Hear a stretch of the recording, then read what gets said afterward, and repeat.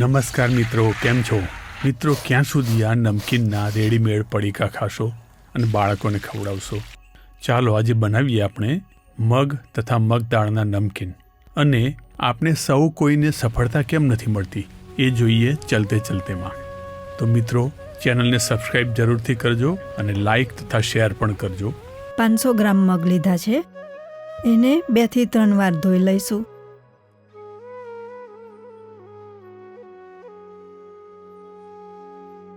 ચપટી baking soda ઉમેરીને mix કરી લઈશું અને જલરેડીને 10 થી 12 કલાક પલાળી રાખીશું.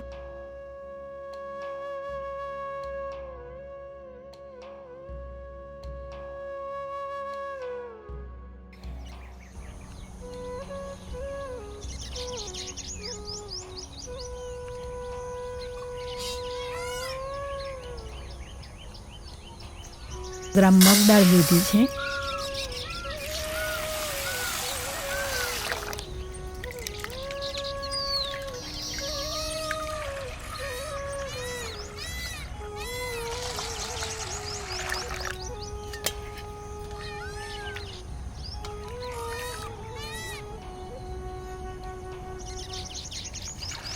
એને પણ 2 થી 3 વાર ધોઈને ચપટી બેકિંગ સોડા ઉમેરી 1 કલાક સુધી પલાળી રાખીશું.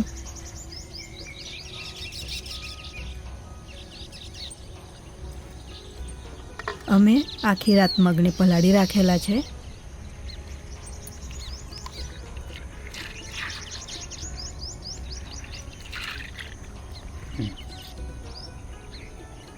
આપણે મગને ફરી એકવાર ધોઈ લઈએ.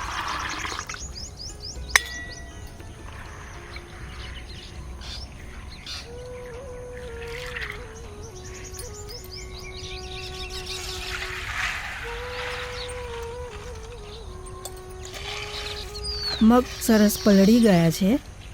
એકવાર ધોઈને કપડા ઉપર ફેલાવી કોરા પાડી લઈશું.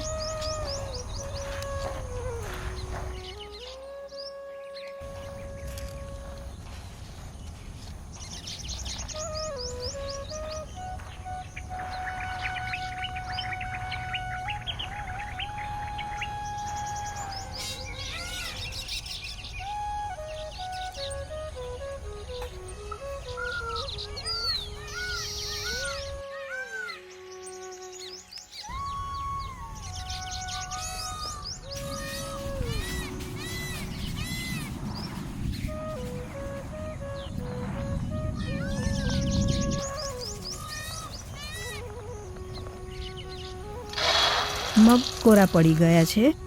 હવે આપણે તળી લઈશું. મગને થોડા થોડા ઉમેરીને તળીશું.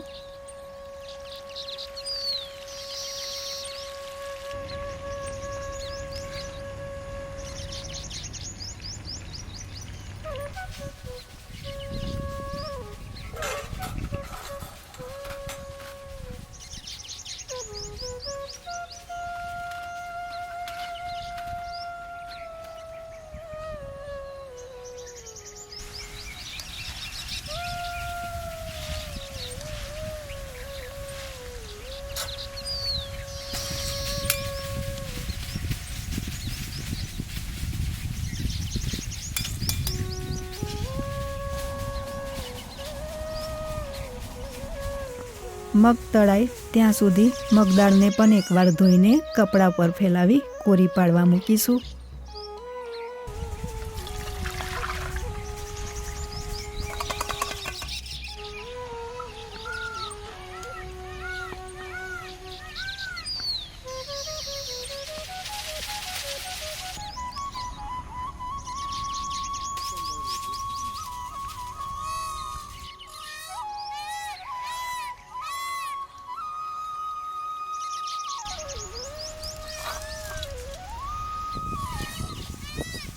મગ તળાઈ ગયા છે.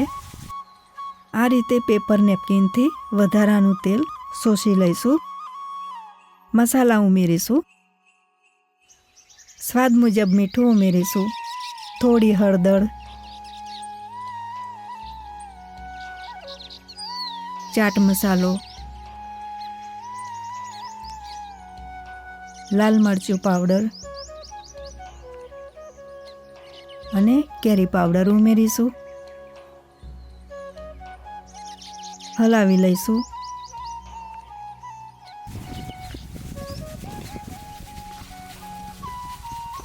મગદાળ કોરી થઈ ગઈ છે, એને પણ તળી લઈશું.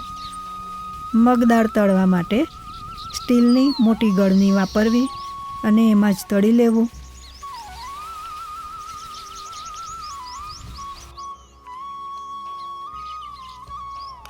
મગદાળમાં અમે મીઠું અને સૂકું સફેદ મરચું પાવડર ઉમેર્યો છે.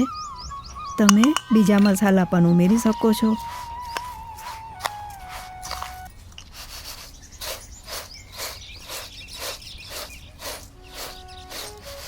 તમે આને વાપરતી વખતે ડુંગળી, લીંબુ રસ અને ઝીણી સેવ ઉમેરી શકો છો.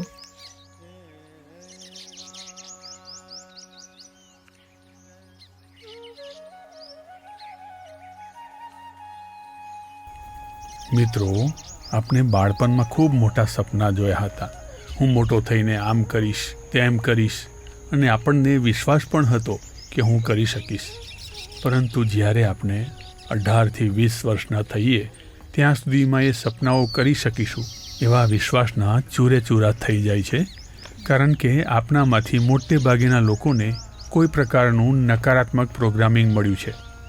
એક ઉદાહરણ જોઈએ. જો આપણે તાર્કિક રૂપથી સકારાત્મક ઘરોમાં ઉછર્યા છીએ તો જીવનની શરૂઆતના 18 વર્ષોમાં આપણે 1,48,000 વખત આપણને ના સંભળાવવામાં આવી છે, અથવા આપણને સૌને એ બતાવવામાં આવ્યું છે કે આપણે ફલાણું કામ ના કરી શકીએ. બેસ્ટ છાનોમાનો મોટો સપના જોવાવાળો, આવા શેકચાલનીના સપનાઓ જોવાનું બંધ કરો હવે. એની સામે કોઈએ કહ્યું હોય કે તું મોટો થઈને આમ કરજે, તું કરી શકે છે. આવા મોટિવેશનલ શબ્દો જીવનમાં 2 થી 4 વખત જ સાંભળ્યા હોય છે. સંખ્યા ભલે કોઈ પણ હોય, આપણામાંથી મોટે ભાગેના વ્યક્તિઓને અધિક ના અને બહુ ઓછી હા સાંભળવા મળી છે. એમાં કોઈ સંતુલન જ નથી બેસતું. વિશ્વાસ જગાવે એવા શબ્દો કોઈક વાર જ સાંભળવા મળે છે, અને એ ના કરી શકાયના દૈનિક ખોરાક કરતાં ખૂબ જ ઓછું છે. આ નકારાત્મક પ્રોગ્રામિંગ દરેકને મળી છે અને હજુય મળ્યા કરે છે. રોચક વાત તો એ છે કે આ પ્રોગ્રામિંગ આપણને જાણી જોઈને કરવામાં નથી આવતી. આ કોઈ ઈરાદા વગર જ થઈ છે.